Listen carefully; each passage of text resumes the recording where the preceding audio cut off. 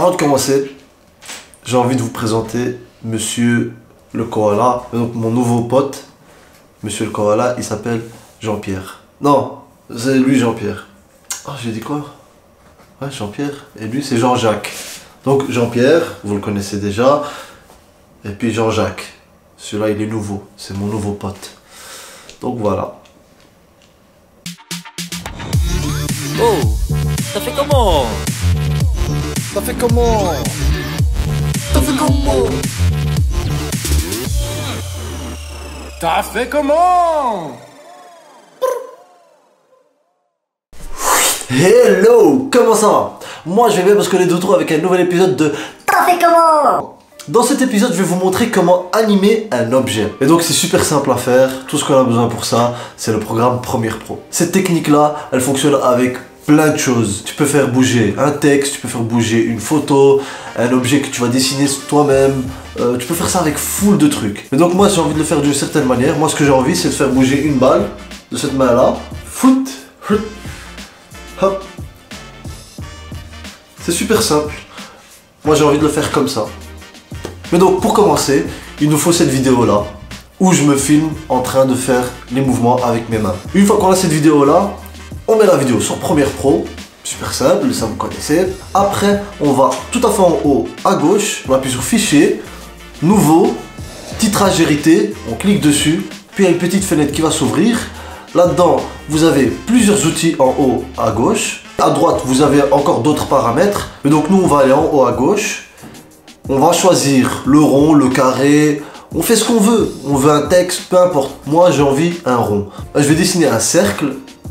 Et une fois que je l'ai dessiné, je peux choisir la couleur que je veux lui mettre. Ça, c'est au calme. On va mettre la couleur jaune. Une fois qu'on a mis la couleur, et puis vous pouvez voir en bas à gauche qu'il y a un nouveau truc qui s'est rajouté. Donc, l'objet que vous venez de créer. Vous allez le prendre, vous allez le glisser sur le timeline au-dessus de votre vidéo. Après, on va regarder le moment où on a la balle qui va apparaître dans notre main. Après, on va aller dans les effets, on cherche l'effet transformation, on le prend et on le glisse dans le cercle qu'on a créé là tout de suite. On va commencer à chipoter dans l'effet transformation pour animer notre objet. Vous voyez qu'il y a plusieurs choses dans l'effet même. Nous, ce qu'on a besoin, c'est seulement l'échelle et la position. C'est les seuls trucs qu'on va toucher pour le moment. On va aller dans échelle pour commencer. On appuie sur la petite horloge. On voit qu'il y a un petit diamant comme ça qui vient de se rajouter. Ça veut dire qu'on a placé un point d'ancrage à cet endroit-là. Ça veut dire que à partir de cet endroit-là, un autre point d'ancrage qu'on va rajouter par après, il va se passer quelque chose. Mais c'est à nous de décider ce qu'on va faire. Là, moi, j'ai envie que la balle apparaisse. Donc, je vais mettre ma main comme ça. Et puis, la balle, elle va apparaître de petit à grand. C'est pour ça qu'on va commencer avec l'échelle. On a mis notre premier point d'ancrage. On va mettre un deuxième un peu plus loin. Et puis, on va revenir dans le premier point d'ancrage. On appuie juste sur la petite flèche qu'il y a ici. Pour revenir de point d'ancrage à un point d'ancrage. C'est plus simple que à chaque fois appuyer sur la flèche ou venir déposer soi-même la ligne sur le point d'ancrage. Ça prend trop de temps. Ça, c'est plus rapide. Donc, on revient sur le premier point d'ancrage. Et on va changer l'échelle à 1.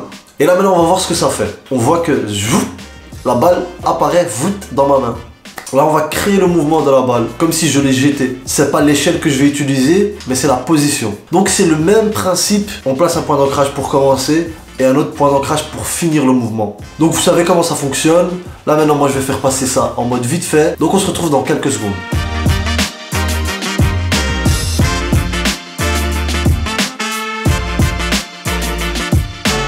Voilà, une fois que l'animation est complètement finie, ça donne ça.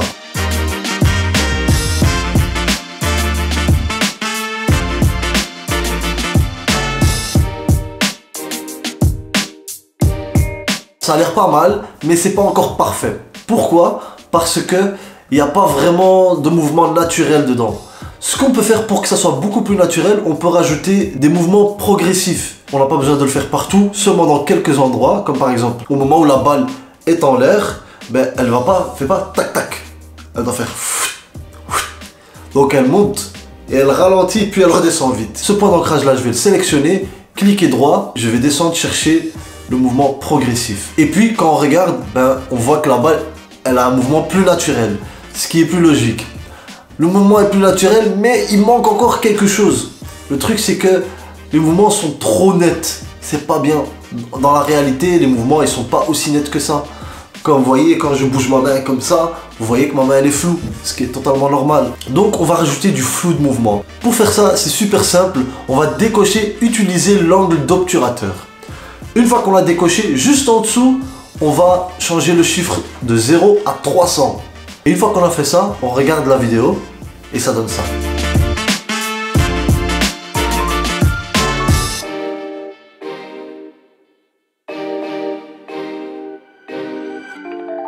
Voilà, donc comme vous avez vu, là maintenant les mouvements sont beaucoup plus naturels. Comme je vous ai dit au tout début, vous pouvez le faire ça avec beaucoup de choses. Vous n'êtes pas obligé de le faire avec une balle ou peu importe, vous pouvez juste faire apparaître vroom, un texte juste devant mon visage. Ou peu importe, vous pouvez faire ce que vous voulez, faire apparaître plusieurs trucs dans toute l'image. Mais c'est à vous d'être créatif et donc je vous laisse essayer.